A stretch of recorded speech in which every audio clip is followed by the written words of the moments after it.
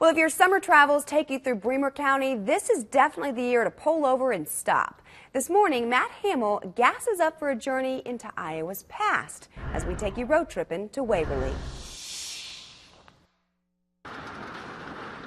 50 years ago, they almost tore it down for a parking lot. But today, exhibits at the Bremer County Historical Society Museum continue to tell tales.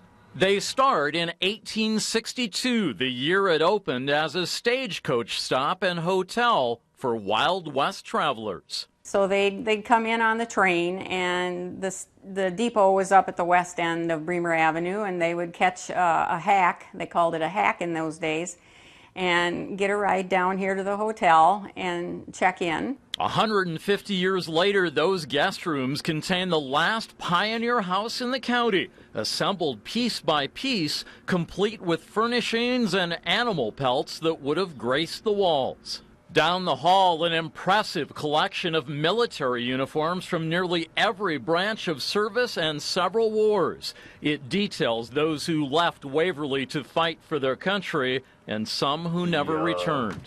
And upstairs, the ladies' room, filled with classic clothing right out of great-grandma's closet. Accessories, too, handbags and jewelry, and shoes, from a little bit fancy to everyday. But the attraction that gets the most double takes will actually stare back at you. The Clarence Albrecht wing comes from the hometown kid who became the taxidermist at the Field Museum in Chicago. His photo albums show the adventures collecting specimens on expeditions to Africa and the Arctic and all over the world. A lot of children really are fascinated by that, and the adults are too. And it also includes his camera equipment, and which were like mounted on rifles. And so I guess it served a double purpose. The trophies will be seeing a lot of new faces this month. July 24th, RAGBRAI rolls into town to spend the night, and at least some of the 10,000 plus riders should want to see this 1800 model Rambler bicycle. A little rusty, but the same design they're riding across the state. We're going to have a big open house, and we're extending our hours into the evening to hopefully accommodate anyone interested in seeing our historical artifacts.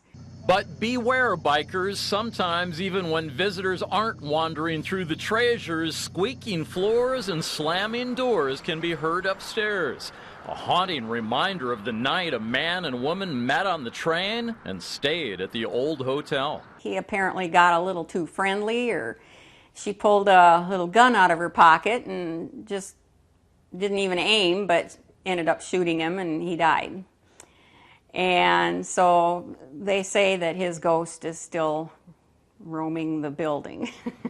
Just one piece of the Bremer County past among the many collections, and a reason this old stagecoach stop should still be a destination on your route. It's just fascinating to see how people lived back 100 years ago or so, and to learn what they had to deal with to get by in life, just everyday life. And it's just a real learning experience. Just an incredible experience here, and make sure to leave yourself enough time to look around because there is so much to see. We will put a link to all of the information about the museum on our website to help you to plan your stop. For now, we're road tripping in Waverly. I'm Matt Hamill. Man, can that guy tell a story. Well done, Matt Hamill. Thank you for that.